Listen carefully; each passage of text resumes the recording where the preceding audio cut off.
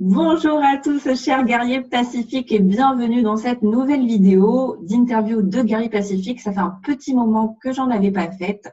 Et aujourd'hui, j'avais envie de proposer à mon ami Jason Gerber, que j'ai rencontré l'année dernière, donc lors de la journée de l'audace. Donc, si vous avez vu ma conférence, Mon mental m'a trompé, je mettrai le lien sous la vidéo si vous voulez.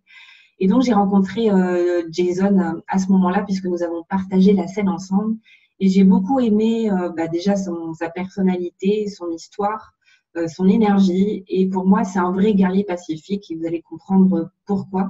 Et donc, je lui ai proposé aujourd'hui de nous partager un peu son parcours, en fait, parce que vous allez très vite comprendre qu'il a une particularité qui est devenue sa force aujourd'hui.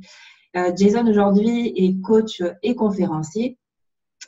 Et justement, il va se présenter à nous donc pour nous livrer, nous expliquer un petit peu son parcours et puis nous livrer un petit peu son message.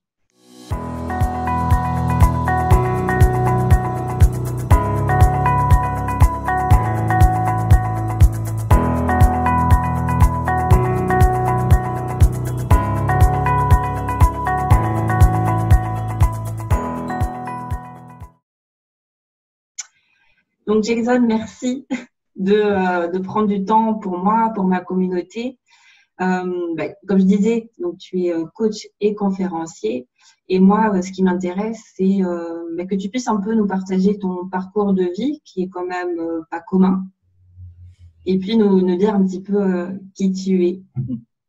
Ça marche. Déjà, bonjour à tous et merci à toi de m'accueillir sur ta chaîne pour cette interview. C'est très sympa. Et merci aussi pour la présentation qui me va très bien aussi. Donc voilà, pour me présenter quelques mots, comme elle disait Mélène, moi je m'appelle Jason Gerber, comme elle l'a dit, j'ai 28 ans et je suis né et j'ai eu la chance de naître avec un handicap physique.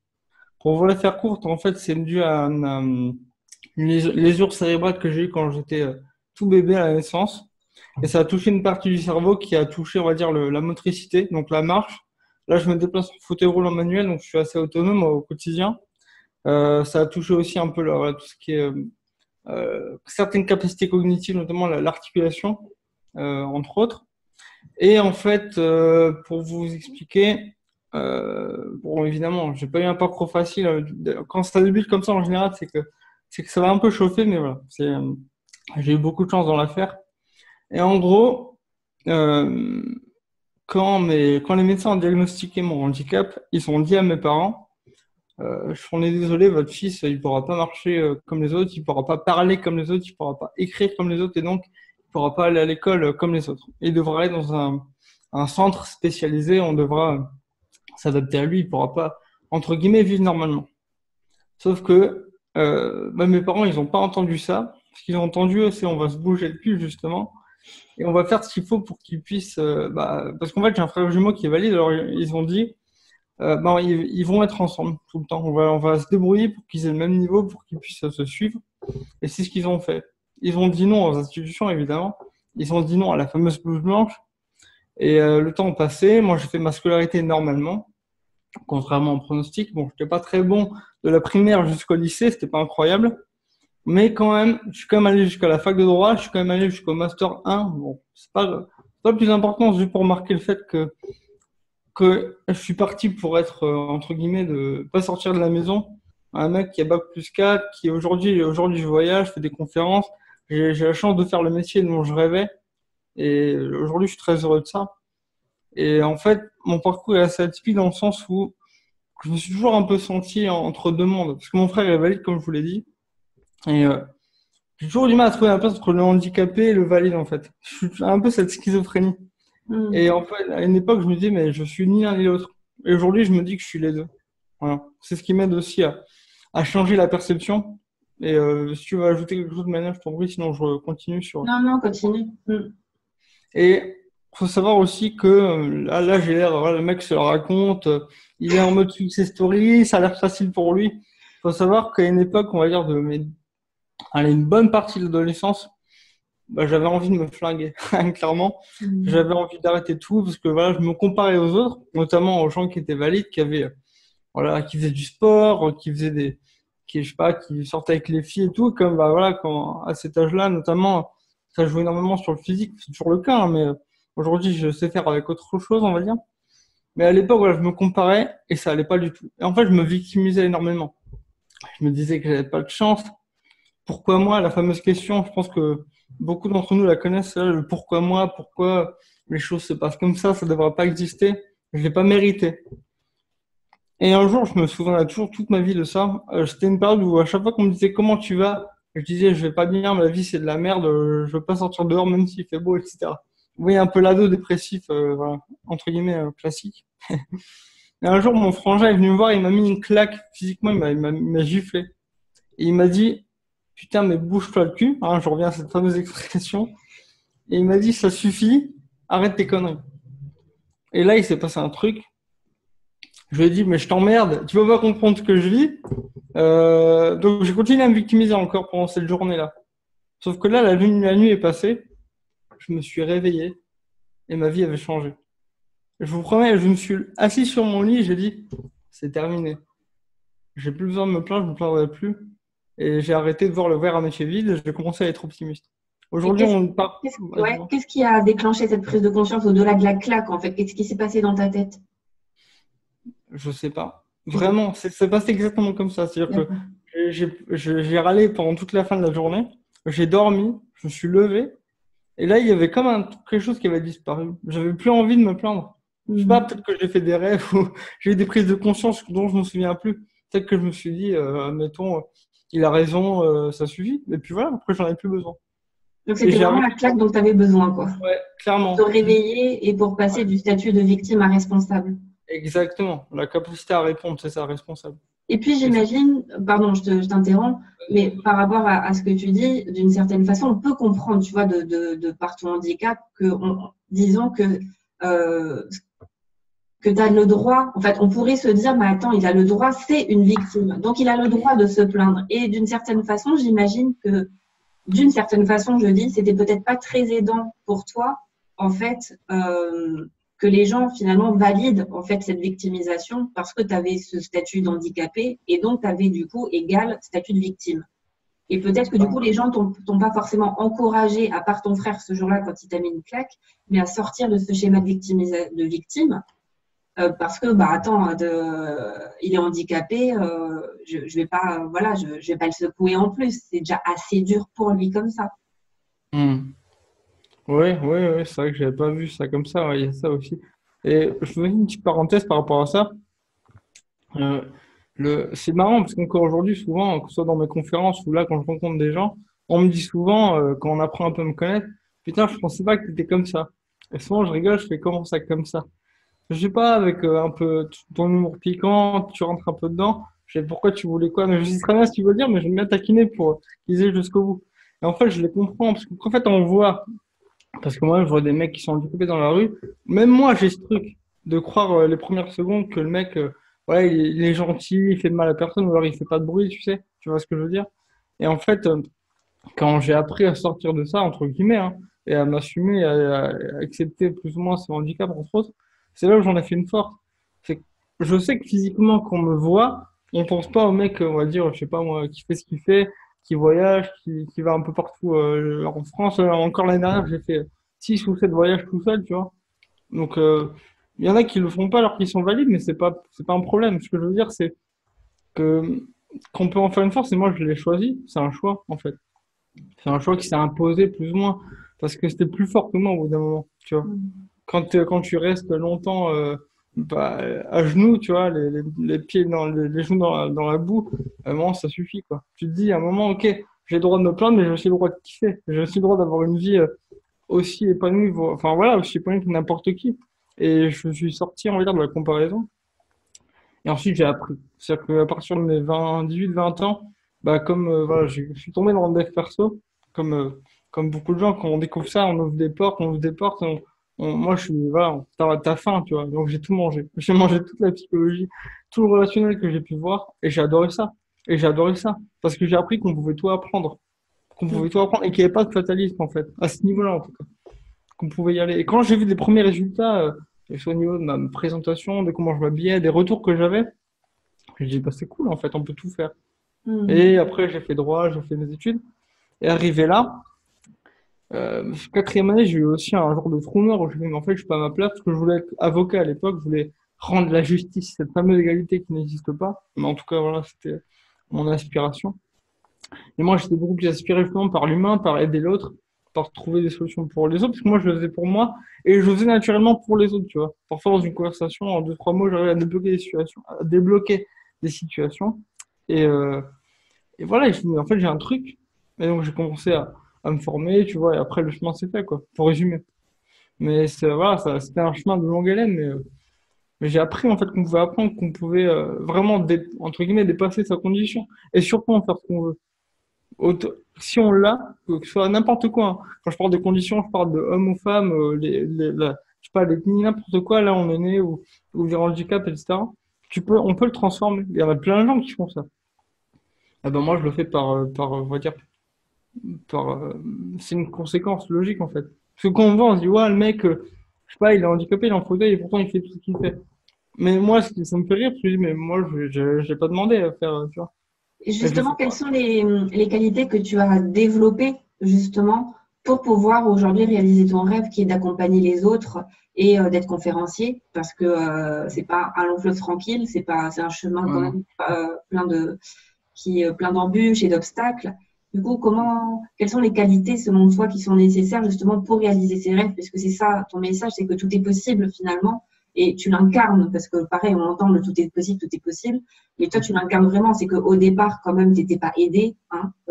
Par exemple, bon, même si tu disais, il ne faut pas se comparer, mais si je me compare à toi, j'avais quand même plus de chance au départ que toi.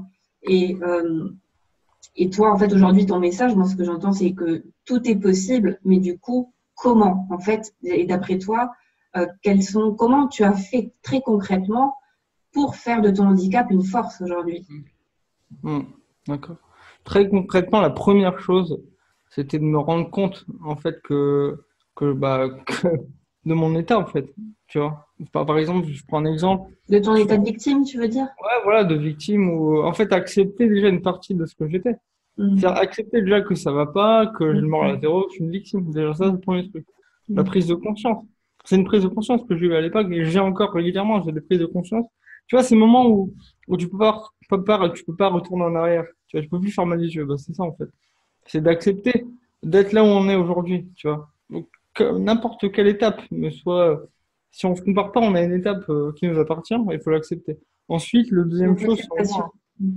hmm, selon moi, c'est, tu l'as dit, la responsabilité, la capacité à répondre à ça, à se dire, d'accord, j'ai accepté, qu'est-ce que je peux faire? Quel est mon niveau de pouvoir? Quand je parle de pouvoir, c'est encore une fois, c'est sur soi, pas sur l'environnement, sur soi et de voir ce qu'on peut faire. Même les petites choses, la moindre petite chose, c'est de se rendre compte qu'on a ce pouvoir-là. Ensuite, et moi, c'est ce que j'ai le plus, je crois, dans mes qualités, je pense en tout cas, c'est l'optimisme. Mhm. En fait, je suis passé du pessimiste, le plus pessimiste de l'univers à l'inverse. C'est assez bizarre. Mais voilà. Et en fait, c'est de prendre la première chose qu'on a envie de faire, n'importe laquelle, hein. Ça peut être un voyage, écrire un livre, enfin, n'importe quoi, relationnel ou quoi. De savoir ce qu'on veut et d'avoir envie, tu vois, d'avoir vraiment envie, quoi, du plaisir rien que d'y penser, et de faire la première chose à faire, en fait, sans réfléchir, et le faire. Et se dire, ça a marché, de toute façon, j'ai que ça à faire. Tu vois, je sais plus qui disait ça, j'ai pas envie de faire, j'ai pas envie de voyager, ça me prend trop de temps, tu vois, par exemple. Et la réponse, c'est de dire, mais en fait, le temps passera quoi qu'il arrive, donc autant le faire. Mhm. C'est ça, Donc, c'est vraiment suivre ses envies, ses impulsions, enfin ses pulsions, ses envies, tout simplement. pourquoi, Et, mais pourquoi? Pardon, je te coupe. Pourquoi est-ce que pour moi c'est important? mhm. C'est pas en termes d'envie, de plaisir immédiat, tu vois. C'est plus qu'il y a en nous. Une envie, ça peut être un truc que personne ne comprend, en fait.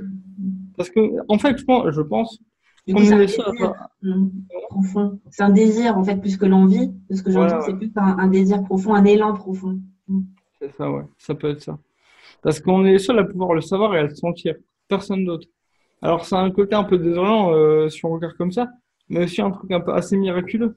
Ça veut dire qu'on est, bah, l'unicité de la personne, on est unique, et il y a qu'à y aller, en fait. Et c'est souvent le truc qui peut nous freiner, j'ai l'impression. Ça peut être des proches qui nous disent, mais pourquoi tu veux faire ça? C'est ce qu'on m'a beaucoup dit d'ailleurs. Pourquoi tu vas aller à la fac? Pourquoi tu veux faire coach? Pourquoi? Enfin, comment tu vas y arriver? T'as pas de chance. On l'a dit plusieurs fois, hein. Pas que au début, pendant les dernières années, hein. Mais en fait, ça m'arrêtait pas parce que c'était tellement fort à l'intérieur que ça résistait. Ça pouvait pas aller autrement. Tu vois. Mm.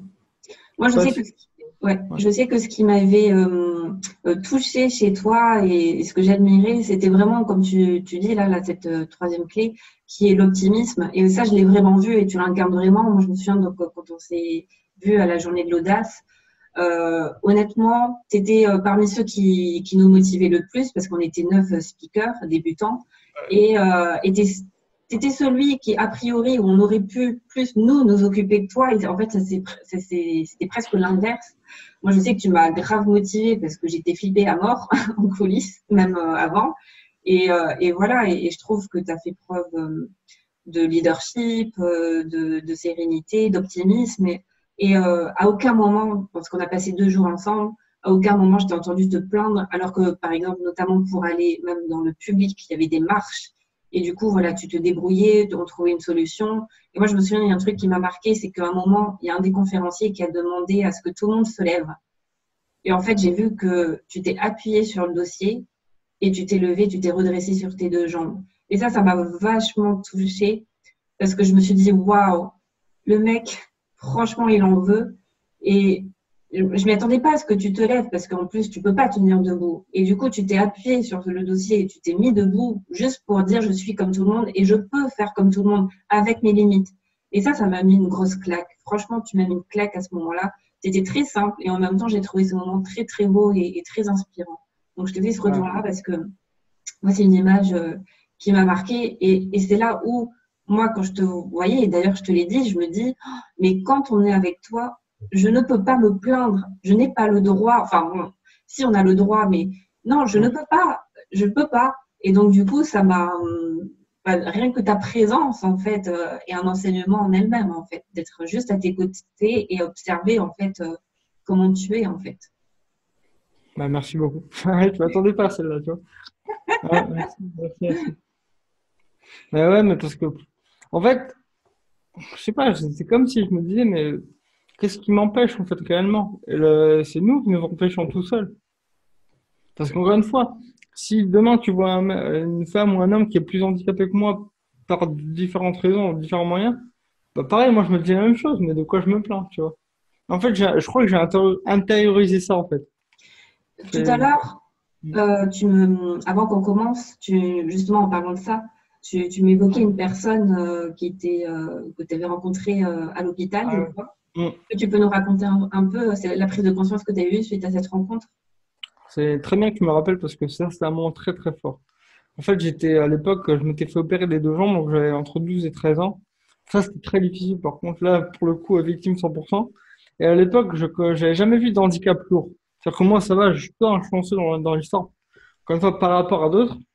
Et en fait, j'ai rencontré un jeune homme qui s'appelait Jérémy, qui était myopathe. Pour ceux qui savent pas, c'est une maladie dégénérative des muscles, et en fait, qui, selon le degré de gravité, en fait, t'empêche d'utiliser tes muscles de plus en plus, et donc tu peux être de moins en moins autonome, etc. Donc le mec, en gros, il était très très maigre, il bougeait pas, en fait, il était dépendant à tous les niveaux, pour manger, s'habiller, pour aller aux toilettes, enfin bref. Et à l'époque, moi, je me plaignais pour le coup, tu vois, mais là, c'était le moment où j'étais justement bah, je me comparais à, on va dire, ceux qui étaient plus chanceux que moi. Là, j'ai fait l'inverse pour la première fois de ma vie. Et j'ai vu ce mec-là, et je me suis rendu compte que c'est le mec le plus horrible que j'avais jamais rencontré. Et c'est le mec qui se plaignait le moins de toute l'équipe qu'on était à l'époque en internat. Et là, j'ai dit, mais en fait, ferme ta gueule, en fait. Qu'est-ce que tu fais? Non, mais c'est vrai, mais ferme ta gueule, en fait, vraiment. Tu t'es, et tu admires, en fait. Et là, j'ai admiré ce mec, et je me souviens, une fois, il me parlait, j'avais les larmes aux yeux. Je dis, pourquoi tu pleures? Parce qu'en fait, lui, il se marrait. Et moi, je trouve ça tellement fort qu'il arrive à rire tout le temps que j'étais touché, tu vois. J'avais compris que fallait que je fasse quelque chose, quoi. Donc, je pense que c'est là où j'ai intériorisé le plus. Bon, en fait, j'ai vraiment pris pour moi, je l'ai intégré, quoi. De plus en plus, avec le temps, mais. Et ce mec-là, bon, aujourd'hui, il est décédé d'ailleurs, mais ça. Et je pense qu'il le savait, que ses jours étaient comptés, tu vois. Je pense qu'il savait qu'il avait cette chance d'être là et que le temps était compté parce qu'on n'a pas trop cette conscience-là qu'on bah voilà ce qu'on vit quoi. On n'y pense pas. Bah, lui, je pense qu'il le savait qu'il avait une horloge sur la tête. Et je pense que c'est ça, mais je vais me rendre compte en parlant. Mais bon. Et quand j'ai vu ça, moi, ça m'a, voilà, je l'ai intériorisé, ça m'a vraiment mis une claque. pour expliquer un peu C'était un peu finalement un ange sur ton chemin, en fait, qui t'a montré l'importance et la préciosité de la vie. Et ouais, c'est super fort, j'imagine, comme expérience de voir que finalement, on se plaint parce que, finalement, comme tu disais, en fait, on se compare aux autres et ceux qu'on estime, enfin, je ne vais pas y arriver. On estime meilleur. Des personnes qui ont plus que nous, qui paraissent avoir plus que nous. Par contre, on nous dit souvent aussi de rétablir la balance en regardant aussi ceux qui auraient moins, en fait, ou qui ont peut-être moins de chance. C'est ça. Et cette personne-là, donc en plus à ton début d'adolescence, quoi, qui est malade et enfin voilà, comme tu disais, qui est pire que toi et qui sait que ses jours sont comptés et qui arrive à avoir le sourire, à faire de l'humour et à avoir une joie de vivre. Waouh, mais quelle claque! C'est clair. Et j'en avais besoin. Il est vraiment arrivé au bon moment. Tu vois, tu parlais d'un ange. Je pense qu'il est vraiment arrivé au moment où j'en avais plus besoin. Du coup, pour finir, est-ce que tu aurais envie de dire un dernier mot pour les personnes peut-être qui manquent un peu de motivation ou qui se retrouvent un peu dans une période de vie compliquée ou qui n'osent pas ou qui ont des rêves et qui se disent non mais bon voilà, enfin c'est un rêve mais il est trop grand pour être accompli, ou c'est trop grand pour moi ou tout simplement des personnes qui ont arrêté de rêver. C'est vaste, hein, mais je vais essayer de concilier tout ça. Non, mais ça, c'est la passion qui parle.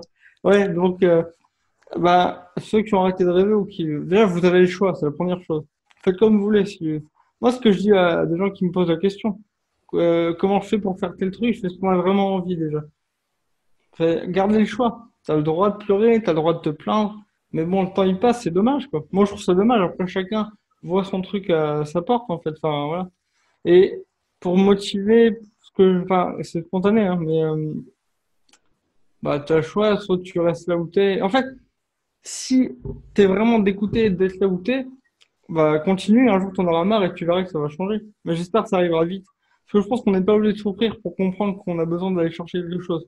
Et autre chose, c'est que quand c'est en nous, quand on le sent, en fait, même quand c'est microscopique, même quand c'est tout petit, c'est pas là pour rien. Moi, aujourd'hui, tous entre guillemets, les rêves que je réalise, les choses que je fais, je me rends compte qu'elles étaient toujours là, à différents stades. Et souvent, on les ignore et on en souffre, puisque voilà, c'est là, en fait, c'est en nous, en fait. En fait, c'est comme, j'aime beaucoup dire, c'est pas nous qui choisissons nos rêves, c'est nos rêves qui nous choisissent. Et c'est là où on a le choix d'y aller ou pas.